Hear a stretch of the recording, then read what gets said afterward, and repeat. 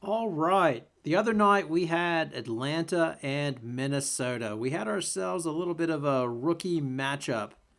Now, in reality, Diamond Miller is getting a lot more minutes than Haley Jones, but it was interesting and fun to watch the two prominent rookies on the court in this game and just sort of compare their development, noting that it's extremely early. I just thought I'd take a look at it and see if we could find a few things on it. All right. So, first of all, Haley Jones. Now, I like the way that Atlanta and Tanisha Wright are bringing her along. So, basically, she got about 9 minutes, and what they're doing is like a 5 minute stretch in the first and second half. They're letting her play point. So call it what you will, like a point forward. Well, essentially, she's bringing the ball up, if you like, and gets there into their offensive sets when she's in there.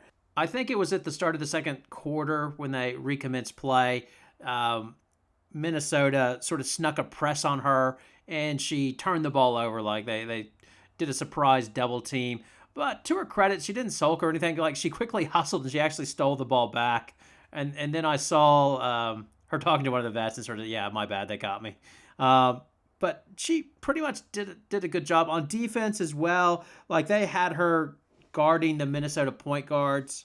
So she was usually on Lindsey Allen, and she kept up with her. Like she had the foot speed, and I mean Minnesota's. I mean, Cheryl Miller pointed this out as a game. The Minnesota point guards are not very potent offensively, and Minnesota concedes that. You know, Miller expects to get her scoring from other players versus that. So she was a little bit cranky after the game or disappointed, I guess you would say. The point guard position was not your best position last game. This game, Lindsey Allen gets the start. Tiff Mitchell plays some minutes. Banham not so much. What did you make of that position's performance tonight? That was, okay. We got to get more out of it. Points wise, I don't know how many minutes Tiff spent there, but played LA a lot of minutes. LA's, she's good at organizing that sort of thing, but point production. We know that. This is not. I mean, so if you guys want to, we can talk about it every game. But it's going to be a challenge for us every game, and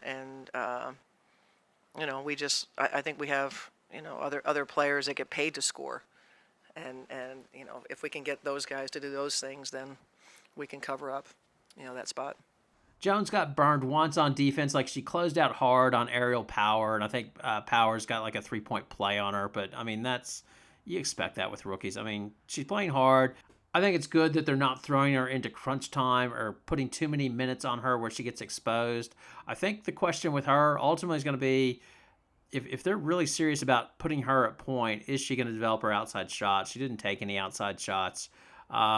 She had a few up close the baskets, and when she was at Stanford, that's what she liked to do. She liked to work in close. So it'll be interesting to see how she develops. But yeah, nothing spectacular. But I thought she was very solid all the way around, and the way that they're bringing or developing her, I think it's a solid plan. Now with Diamond Miller, to be clear, I did a video earlier. I don't know if it's gonna, yeah, noting the internet is forever. I don't know if it's gonna stand the test of time. It'll be interesting to see. But I did one saying, hey, should you really be taking Aaliyah Boston over Diamond Miller? And my argument is that if Diamond Miller develops an outside shot, which isn't a guarantee, but if she does, you have a really quite dominant player, and that basketball is going more to, the 6'2" forward that's long is more impactful than the real big 6'5", John Qual Jones, that type of player. I think the post player is more going towards sort of the Asia Wilson, Brianna Stewart. I know they're calling her a power forward, but come on. I mean, she can play the 5 as well. I think that's where it's going to go. I think it's going to go to Angel Reese as well. And I'm more bullish on their future than like the super big like Aaliyah Boston and John Qual Jones, just because I can see a way where you're able to run them off the court. I mean, they've done that in the NBA where the bigs are limited. They mismatch them, and then they can't keep on the court. And I just think it's going to continue to go that way in the WNBA. But back to Miller. So just to say, because I'm going to be critical of her, she had some positive things go on in this game, but man, she had some things that weren't so great. So the first thing, she needs to tighten up her handle a little bit. So like she had a turnover in the corner, so she, and you expect that with rookies. So that's not a big deal. Um, Defense, she's long, obviously. She had a play where they switched up on the pick and she took the big, and you could see her fronting and making it hard to get the ball in. And then Dorka came over, the other rookie from UConn, and they double teamed. They got a nice tie up. So overall, I think she'll be fine on defense. Miller was a bit cranky at her at one point because like there was a long rebound. I'll show it here. And there was a long rebound, and then they were driving, and she came off Durr to help out on the drive and couldn't get back to Durr in time and gave up the three-pointer. And that was a crucial aspect of, that was in sort of the crunch time of the game. And she did get crunch time. Like, she was out there at the end. She had a three-point attempt, I think, to tie it up at the very end. So she was getting meaningful minutes. The thing I would be... I imagine Cheryl Reeves will be getting on her about was she needs to stop talking to the refs. Like, for a rookie, she's whining a little bit too much. Like, I called her like 2 or 3 times. I'll try to put the clips together, but there was a tie up where she got upset, and then there was one where it went out of bounds. And then there's the one where, all of Minnesota was upset on this one play, but she points it out, and then she goes down, and then she's so busy talking to the ref that when the play starts and they come back down in transition, she's not on Durr. And this was right after she gave up the one where, she went to help on the ball too much, and then they got the three-pointer. And then on this one as well,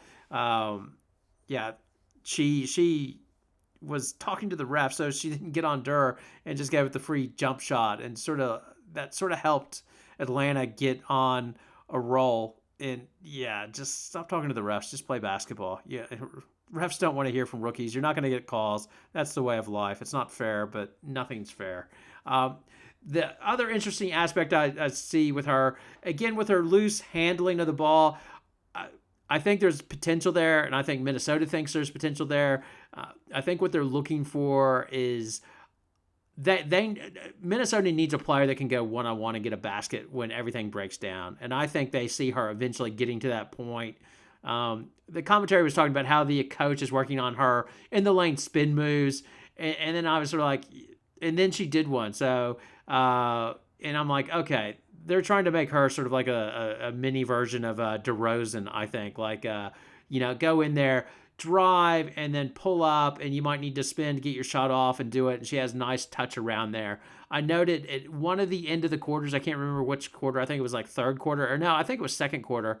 Not Miller, I keep on calling Cheryl Reeves Miller. Cheryl Reeves gave her the ISO and said, run down the clock and take the shot. Like, you can hear her call out, and then it just didn't happen. Like, she lost the ball, and it got a bit ugly. But that's what you're going to get from rookies. I think there's great potential with her. She'll be able to be long, play defense, and I think there's if she gets a shot, I'm still sticking by my take her over Boston. I could be crazy, but I'm still staying with that now. Crush me with your comments below. If you like the video and like the content, please like and subscribe. Thanks a lot for watching. Good night.